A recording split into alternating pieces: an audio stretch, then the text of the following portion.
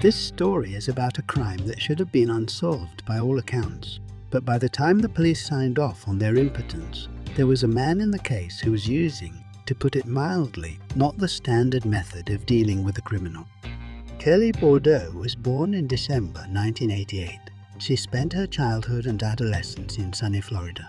As strange as it may sound to the girl, she dreamed of serving in the army, and in 2011, at the age of 22, Kelly entered the military under contract. Her service began with a training camp, after which Kelly was transferred to the 261 Medical Battalion based in North Carolina, more than 1,000 kilometers from her native Florida. Such a long journey did not disturb her. She was completely focused on her work and planned to build a good career in the army. As for the girl's private life, she was already about a year married to a guy named Mike Bordeaux. However, their relationship did not turn out the way they had before the wedding. Mike was not thrilled that Kelly had decided to join the army, and she didn't want to just be a housewife, so Kelly went to North Carolina alone without her husband. She spent the first few months alone, but soon she and Mike reached a compromise and decided to give her relationship another chance. Mike moved to North Carolina, but after only 3 months, they finally realized that their views of life were not the same, that they would not change each other. And Mike went back to Florida. They were still husband and wife, but each of them now considered themselves completely free. After the shirt left, Kelly began a relationship with a guy named Justin Thompson. She knew him a long time before she married Mike. The guy also lived in Florida. Because of their great distance, Kelia and Justin met only a few times a month, but at this stage, they were both satisfied. Everything changed in April 2012 when their relationship reached a new level. Now they were ready for a life together, and Justin came to North Carolina to find a place to live together. They spent a whole week together, and Justin had to go back to Florida for a few days to finish the rest of his business and get his stuff. On Friday, April 13, Kelly decided to unwind at a local bar called Froggy Bottom. Justin was still finishing his business in Florida.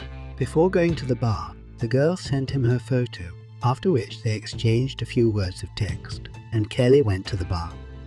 At about 1:30 last night, Kelly texted Justin again. I'm safe. I got home safe. I'm going to bed. I'm tired and drunk. Call me tomorrow. This message was a little embarrassing for the guy. Kelly didn't usually text him on her way home. He also found it odd that the message emphasized that the girl was safe and had reached home safely. Justin tried to call Kelly right back, but her phone was already off. The next day, the silence continued, and now Justin started to worry. All day he tried to call Kelly, but my attempt was in vain.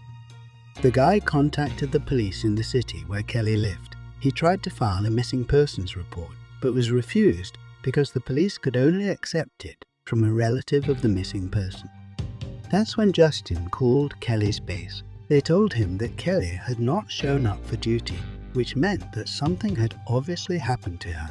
The girl's co-workers, together with the police, checked her house, and only then it became clear that she never made it home last night. Only now was Kelly Bordeaux officially reported missing.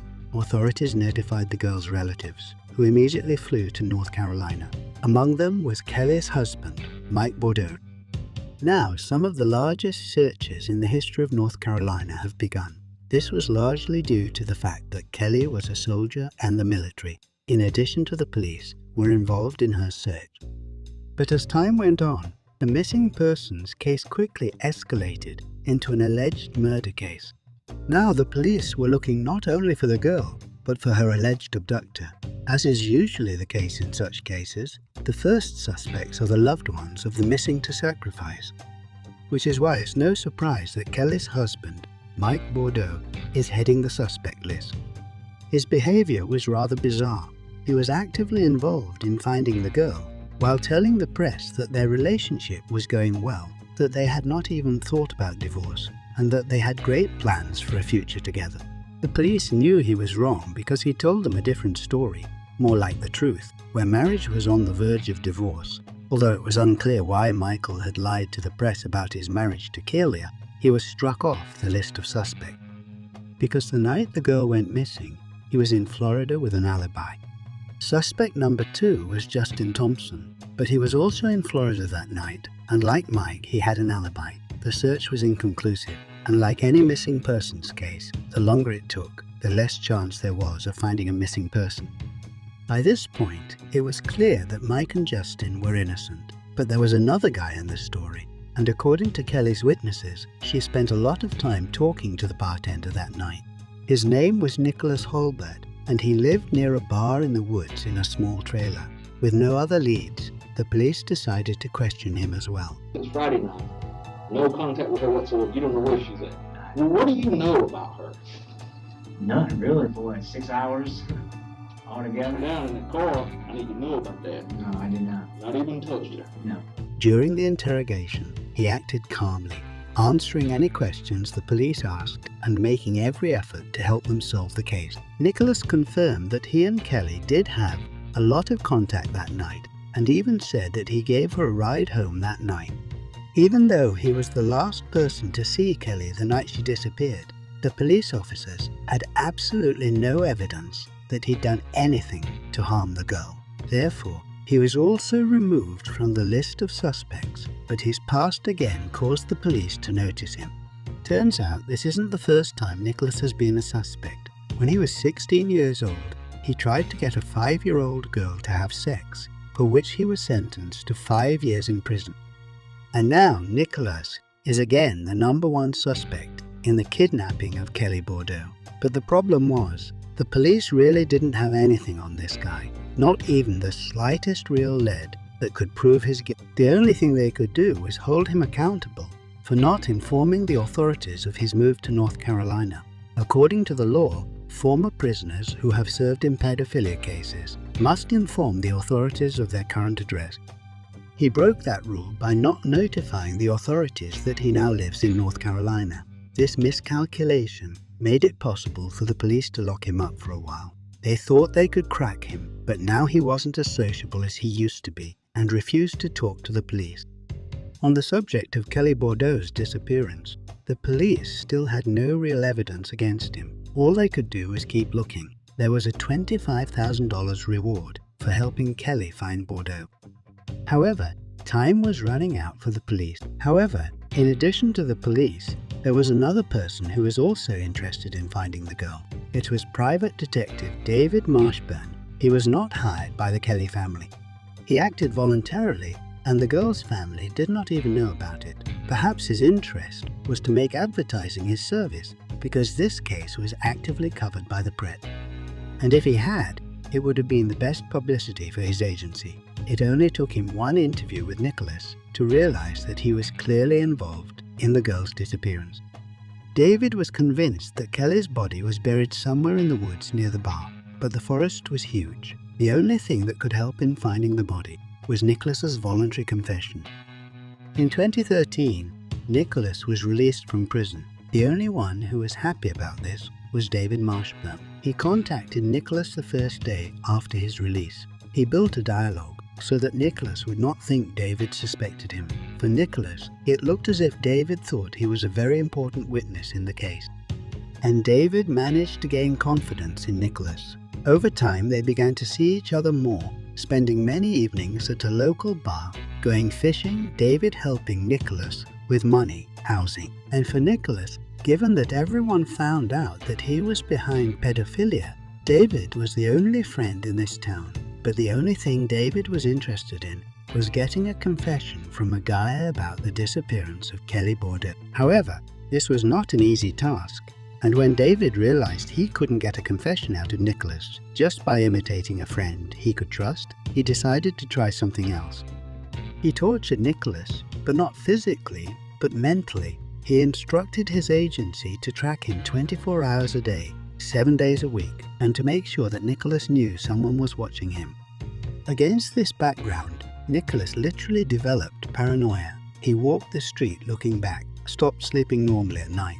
He always thought someone was watching him, thought it was the police, and repeatedly complained to David about it.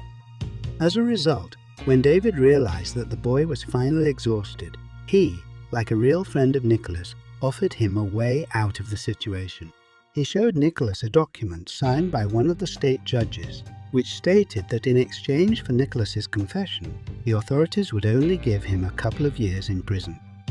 Amid constant anxiety and the development of a persecution mania, Nicholas considered it a profitable deal and agreed to it, but the only thing he didn't know was that it was a fake. David printed this document himself, and of course it had no legal force, but Nicholas believed him and told him what had happened that night. David called the police, and they went to the woods to find the body of Kelly Bordeaux.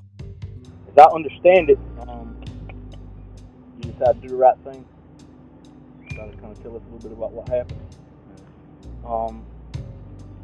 You want to just give me a quick synopsis of what happened? Well, what do you want me to start from the very beginning? Well, let's do it like this, Nick. I went and picked her up. We went back to the bar, played pool, drank, sung karaoke. Everything was going good. Then I reckon somebody had told her about my sex offense thing. And I didn't know it. But I mean, that's when she started acting kind of funny towards me. And then, when she said she was ready to go home, I was talking with her. And I can't remember exactly what was said, but I know she said to me, she said, "Not you child molester," or something like that. And I just snapped and zoned out and hit her, knocked her out. And I stuck her in the car and took her back to where I stayed at. And then she woke up, started screaming, and I hit her again, knocked her out again.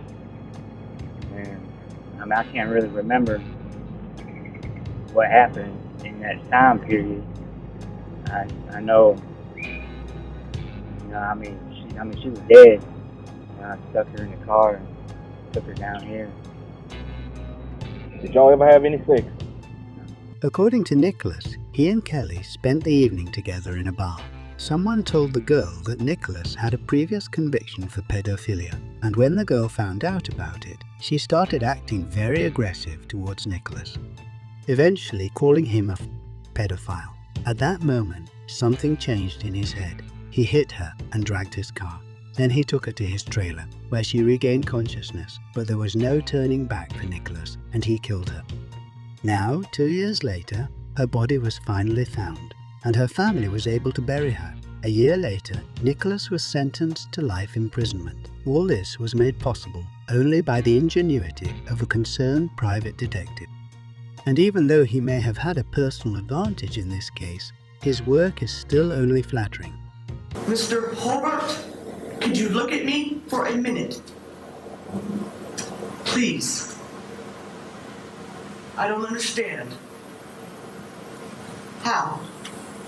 You could take a beautiful young girl for pretty much no reason